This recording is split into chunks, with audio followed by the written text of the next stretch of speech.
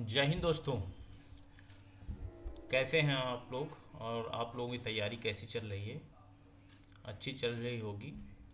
और आज हम लोग विशेषण एवं विशेष पढ़ेंगे हिंदी में। इसमें हम लोग आज पढ़ेंगे विशेषण की अवस्थाएं और या तुलना। विशेषण की अवस्थाएं या तुलना।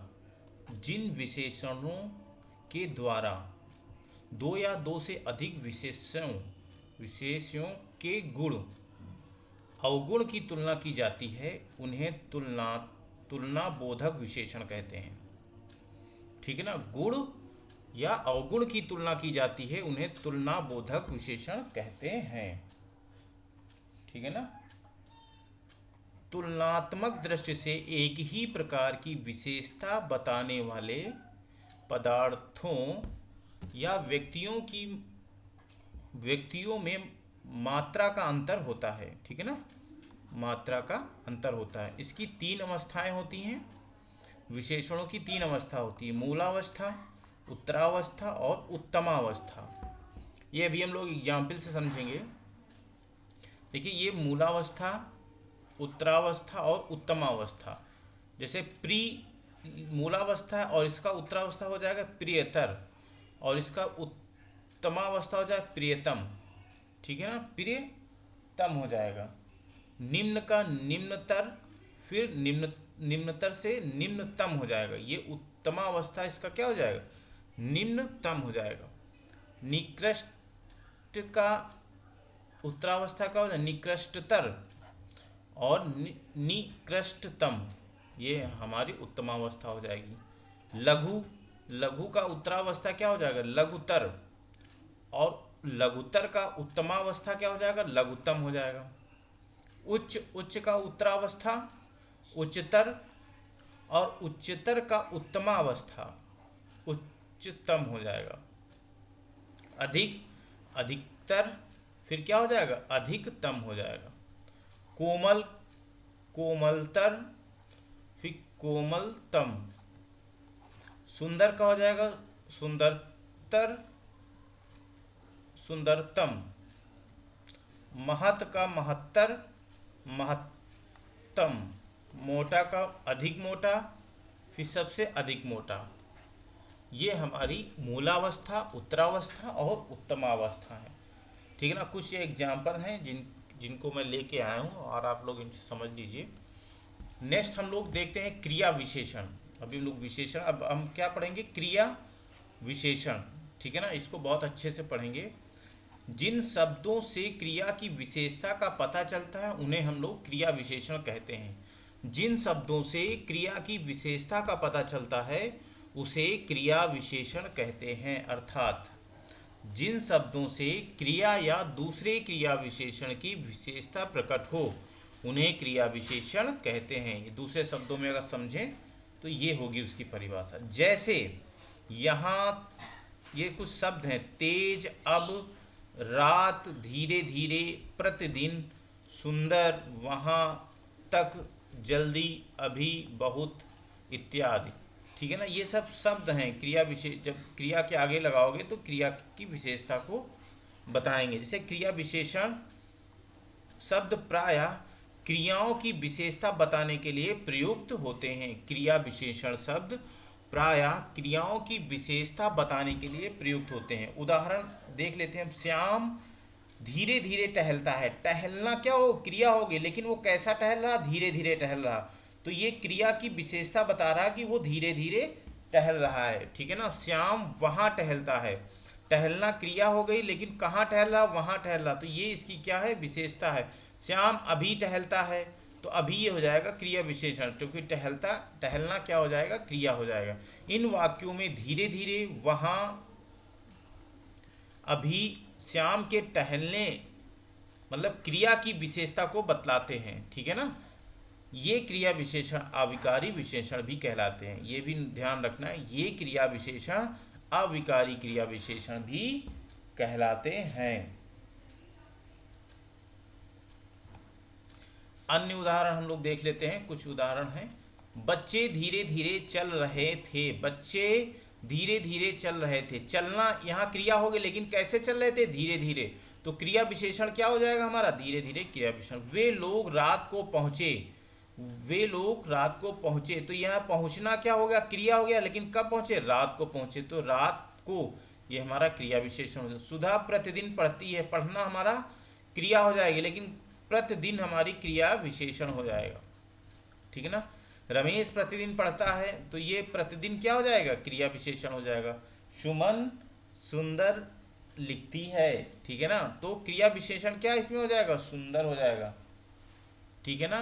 मैं बहुत थक गया हूँ, मैं बहुत थक गया हूँ, इसमें क्रिया विशेषण क्या हो जाएगा? बहुत हो जाएगा, ठीक है ना। थकना क्रिया है और बहुत थक गया हूँ, ठीक है ना। वह यहाँ से चला गया, तो यहाँ से क्या हो जाएगा हमारा? क्रिया विशेषण हो जाएगा, ठीक है ना। घोड़ा तेज दौड़ता है, क्रिया विशेषण क्या हो जाएगा? तेज हो जाएगा। वह यहाँ आता है, क्रिया विशेषण क्या हो जाएगी? यहाँ हो जाएगा, ठीक है ना। तो आना क्रिया हो जाएगा और क्रिया विशेषण यहाँ आना। तो ये कुछ एग्जाम्पल थे, इनको ध्यान से रखिए, मतलब पढ़िएगा तो आपको पूरा समझ में आ जाएगा, ठीक है ना। अब क्रिया विशेषण के प्रकार, हम लोग क्रिया विशेषण के प्रकार को पढ़ लेते हैं, ठीक है ना। अब देखिए, पहला है प्रयोग के अनुसार। प्रयोग के अनुसार क्या होता है क्रिया विशेषण? 3, साधारण, संयोजक, अनुबंध, ठीक है ना। दूसरा होता है रूप के अनुसार, तो मूल क्रिया विशेषण, यौगिक क्रिया विशेषण और स्थानीय क्रिया विशेषण।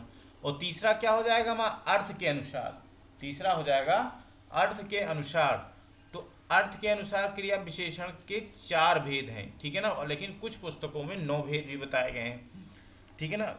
तो कालवाचक क्रिया विशेषण, रीतवाचक क्रिया विशेषण, स्थानवाचक क्रिया विशेषण और परिमाणवाचक क्रिया विशेषण, ये 4 हैं, ठीक है ना। अब हम लोग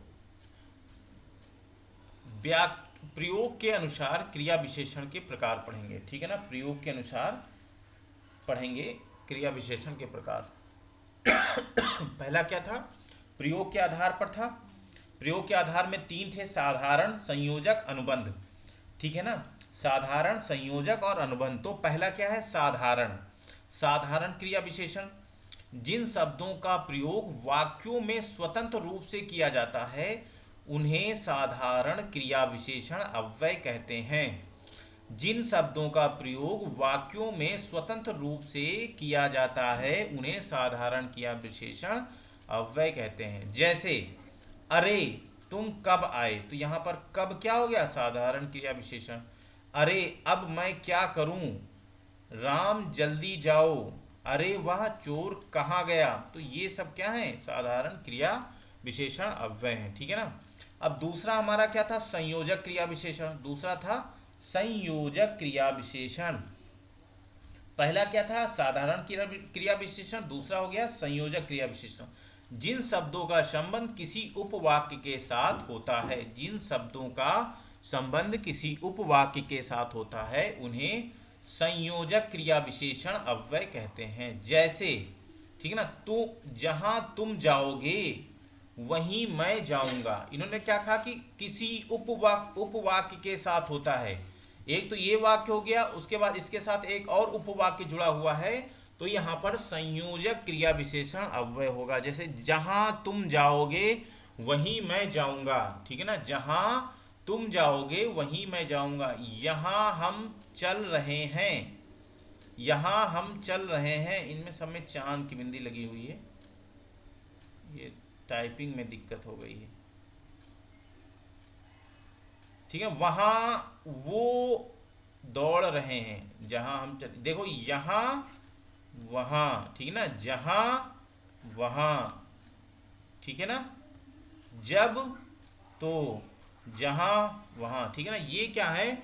ये संयोजक क्रिया विशेषण है। किसी उपवाक्य को साथ में जब होता है तो वो हो जाता है, ठीक है ना। तुम अभी खड़े हो, वहां घर हुआ करता था। तुम अभी जहां खड़े हो वहां घर हुआ करता था। जब अंकित ही नहीं है, जब अंकित ही नहीं तो मैं जीकर क्या करूंगी? जहां जहां पर अब समुद्र है वहीं पर कभी जंगल था, ठीक है ना। अब हमारा तीसरा हो गया अनुबंध क्रिया विशेषण। पहला क्या था, प्रयोग के आधार पर, पहला क्या था साधारण था, दूसरा संयोजक था, तीसरा हो गया हमारा अनुबंध क्रिया विशेषण। ऐसे शब्द जो निश्चय के लिए कहीं प्रयोग कर लिए जाते हैं, ऐसे शब्द जो निश्चय के लिए कहीं भी प्रयोग कर लिए जाते हैं, वे शब्द अनुबंध क्रिया विशेषण कहलाते हैं। अर्थात जिन क्रिया विशेषणों के प्रयोग अवधारण निश्चय के लिए किसी भी शब्द भेद के साथ होता है, उन्हें अनुबंध क्रिया विशेषण कहा जाता है। ठीक है ना। जैसे यह काम तो गलत ही हुआ है, यह काम तो गलत ही हुआ है, मतलब काम गलत हुआ, उसको निश्चितता गलत हुआ, इसके लिए ये जोड़ दे रहा, तो गलत ही हुआ है। आपके आने भर की देर है, ठीक है ना, मैंने राम को देखा तक नहीं, ठीक है ना। तो ये सब क्या है, अनुबंध क्रिया विशेषण शब्द हैं, ठीक है ना।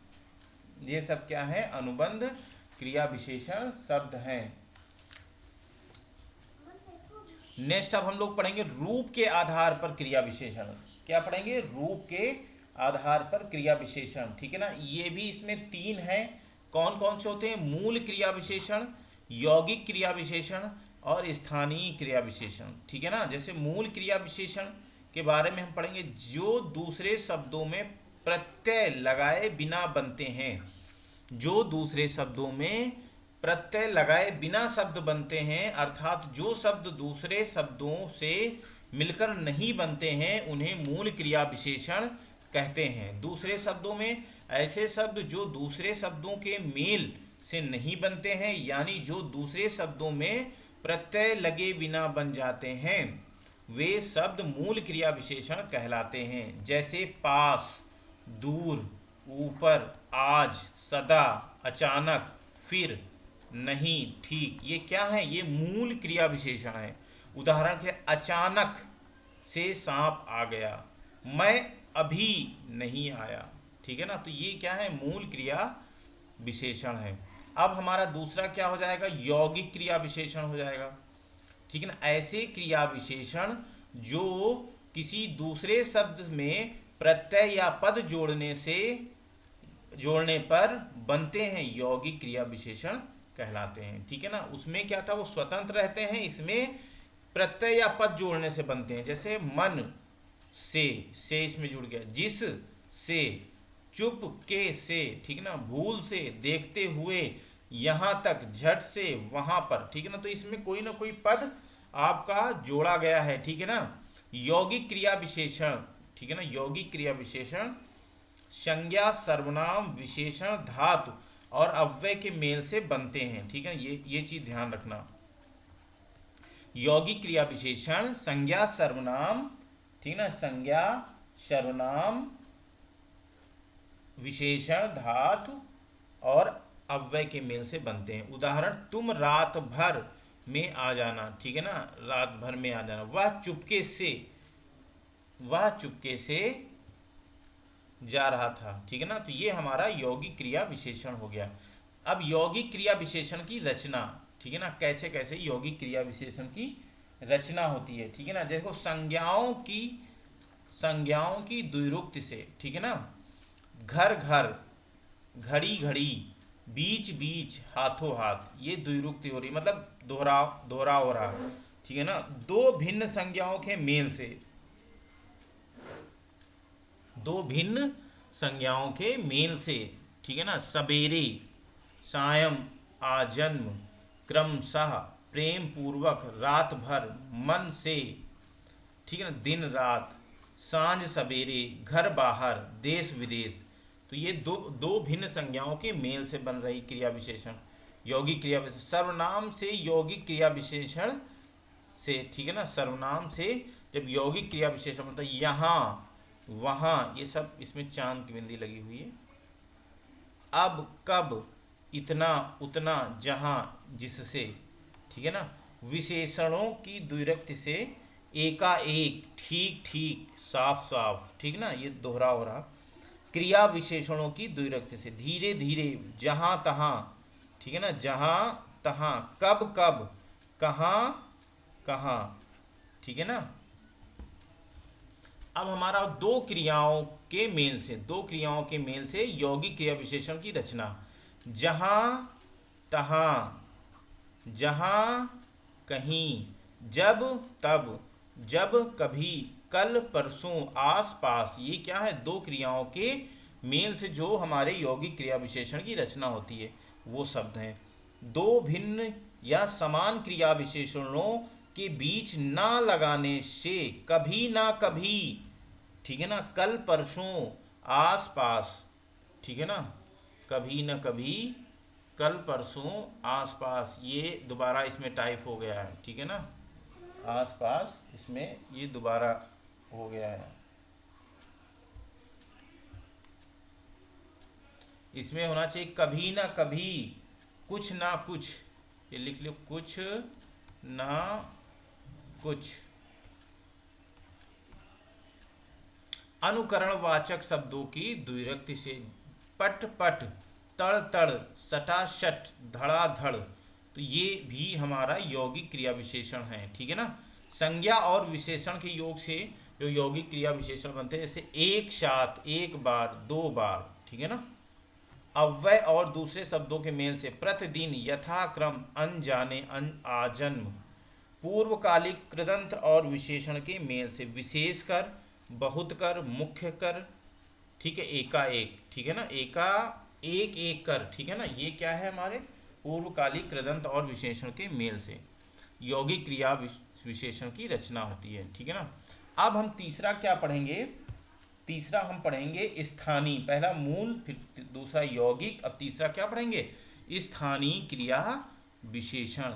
ऐसे अन्य शब्द भेद जो बिना अपने रूप में बदलाव किए किसी विशेष स्थान पर आते हैं, ठीक है ना, अपने रूप में बदलाव किए किसी विशेष स्थान पर आते हैं, वे स्थानीय क्रिया विशेषण कहलाते हैं। जैसे वह अपना सिर पढ़ेगा, तुम दौड़कर चलते हो, ये सिर और चलना क्या हुआ, चलते हो, ये चलना क्या हुआ, ये हमारा स्थानीय क्रिया विशेषण। ऊपर दिए उदाहरण में देख सकते हैं कि सिर और चलते आदि शब्दों के रूप में बिना बदलाव हुए ही विशेष स्थान पर प्रयोग किए गए हैं, अतः स्थानीय क्रिया विशेषण के अंतर्गत आएंगे। आज हम लोग इतना पढ़ चुके हैं। अब कल हम लोग पढ़ेंगे अर्थ के अनुसार क्रिया विशेषण के प्रकार, ठीक है ना। अर्थ के अनुसार क्रिया विशेषण के प्रकार, ठीक है ना। अर्थ के अनुसार क्रिया विशेषण के प्रकार हम लोग पढ़ेंगे। मिलते हैं दोस्तों नेक्स्ट क्लास में। क्लास कैसी है प्लीज़ दोस्तों कमेंट करके ज़रूर बताइएगा। लाइक करिए, सब्सक्राइब करिए, शेयर करिए। और ARO के लिए बहुत ही महत्वपूर्ण ये क्लास है। हिंदी आपको 55+ जरूर दिला के जाएगी, ठीक है ना। मिलते हैं दोस्तों नेक्स्ट क्लास में। जय हिंद।